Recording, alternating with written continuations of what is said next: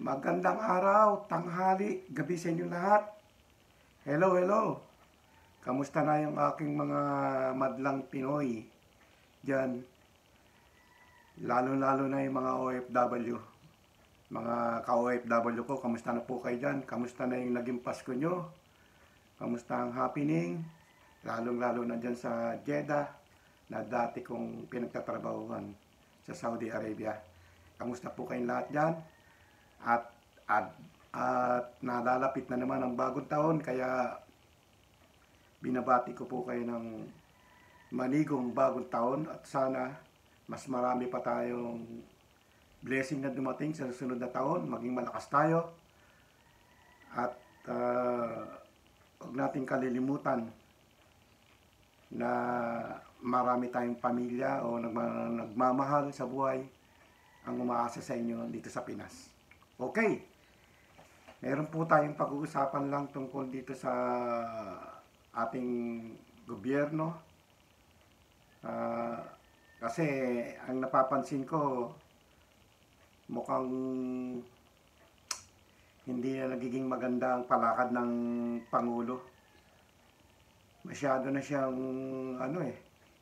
marami ng balita sa kanya na kung ano-ano nang di magagandang, lalo na yung pinag-uusapang pulburon daw, pulboronics, o ewan ko kung ano yun, basta ako nakikinig lang ako ng mga balibalita at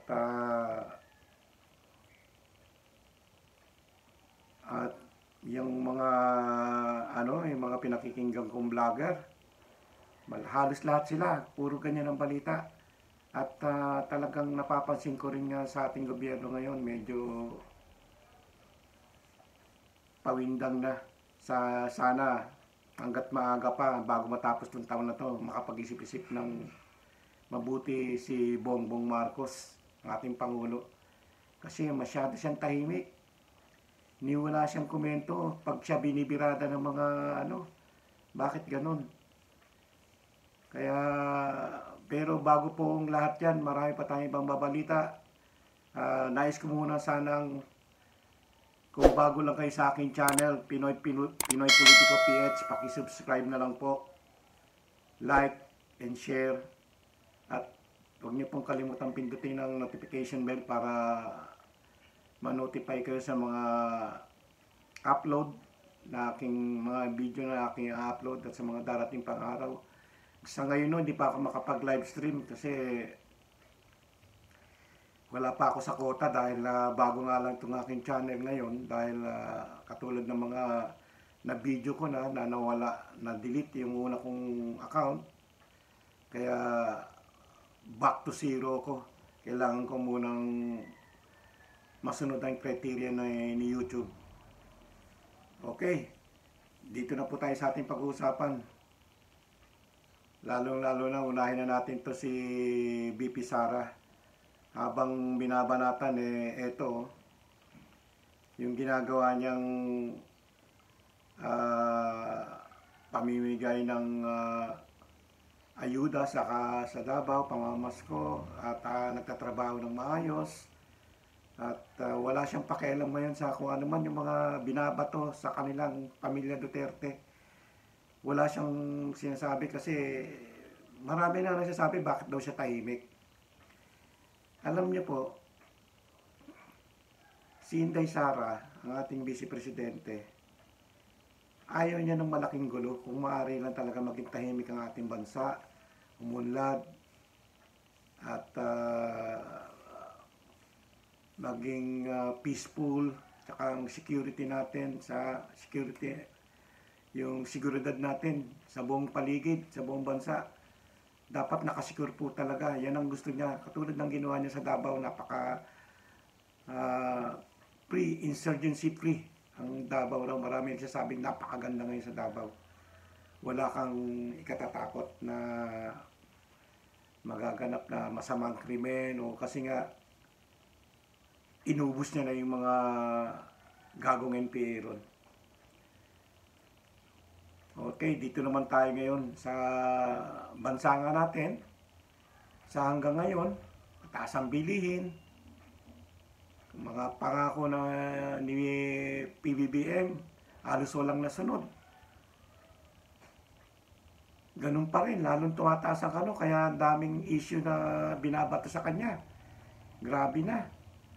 Kaya pag napapanood ko, ako na mismo nai-stress eh. Kung maaari na, ayoko manood ng mga balita o makinig. Yung mga vlogger na lang po ako nakikibalita sa kanila. Pero siyempre, hindi naman lahat ng vlogger tama yung sinasabi. At namimili na lang po ako ng mga vlogger na aking pinakikinggan. Yung legit, ika nga. Kaya shoutout dun sa aking paboritong vlogger, Badong Aratiles, Coach Oli, Pambansang Loyalista, Spencer Lacale, at kaya Maharlika. Yan na lang po ang aking mga sinusundan eh. Kasi mukhang may katuturan ng kanilang mga binabalita at kinukomento.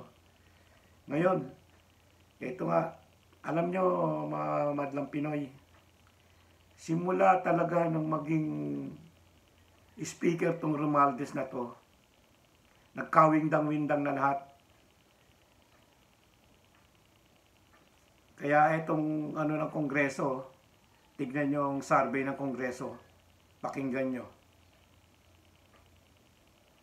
PEOY 2023 survey na isinagawa mula ika-29 ng Nobyembre hanggang ika-4 ng Desyembre ngayong taon, ay nagpapahiwatig ng kapansin-pansing pagbaba ng tiwala sa kapulungan ng mga kinatawan. Bumaba ang trust rating sa 34% mula sa dating rating na 41% sa PQ3. Ang pagbabang ito ay makikita sa iba't ibang demograpiko at rehiyon, kabilang ang National Capital Region, North Central Luzon, South Luzon, Visayas, at Mindanao. Isang nakakaalarmang 8 sa 10 Pilipinong botante ang kumikilala sa pagkakaroon ng katiwalian sa Kongreso, na malamang na nag-aambag sa lumalagong kawalan ng tiwala. Kapansin-pansin, kalahati ng mga Pilipino ay sumasang-ayon pa rin sa pangangailangan ng Babagsak sila ngayon kasi nga sa mga pinagagawa nila. Tirahin nila yung, isa lang naman ang punto eh, tinitira nila ang Duterte. Lalo-lalo si BP Sara dahil alam nilang mainit na mainit si BP Sara para maging susunod na Pangulo. Kaya pilit nilang binabagsak to. Ito naman ang ating Pangulo ngayon.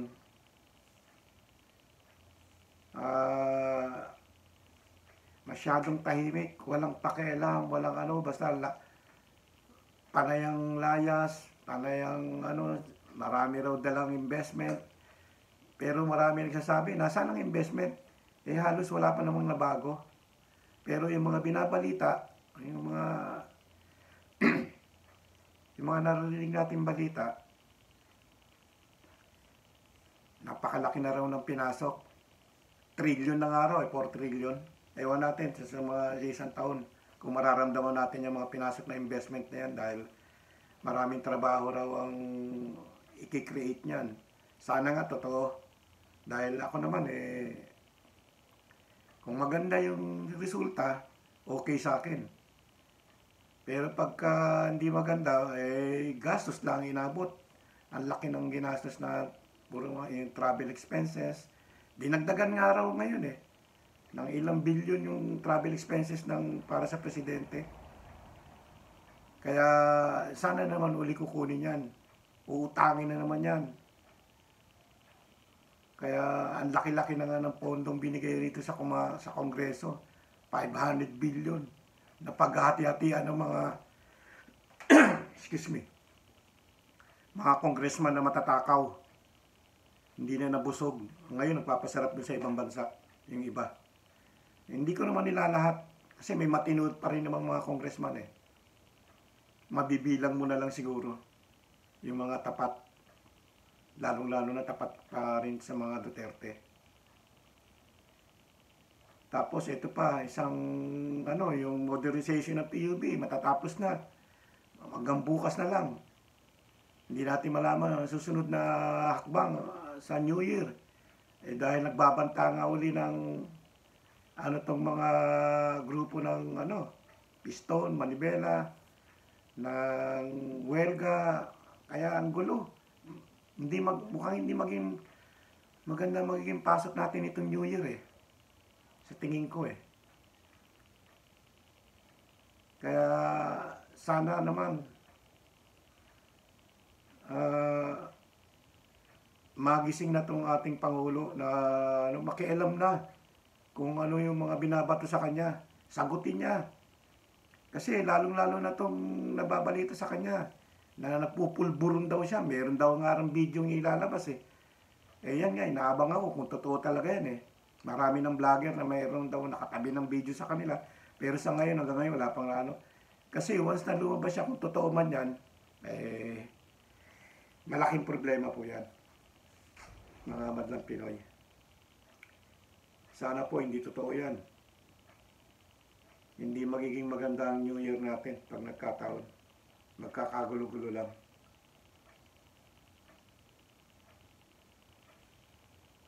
Pati yung mga balita yung sa SMNI, kung ano na nangyari.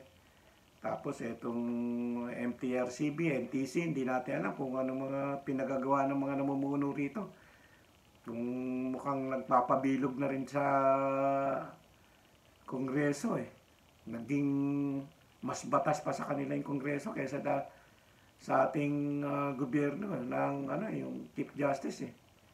Mas takot sila sa Kongreso.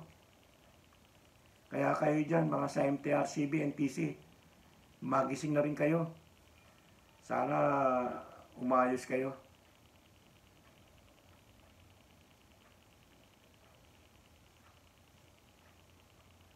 Okay.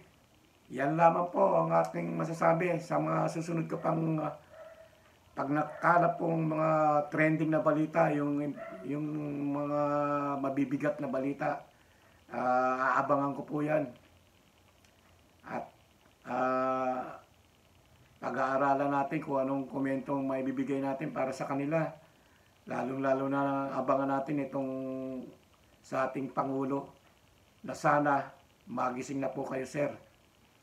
Kayo pa naman ang binoto ng sambayanan para mabuno. Sana itong darating na taon, mas lalo pa niyong pagbutihin ang inyong tungkulin.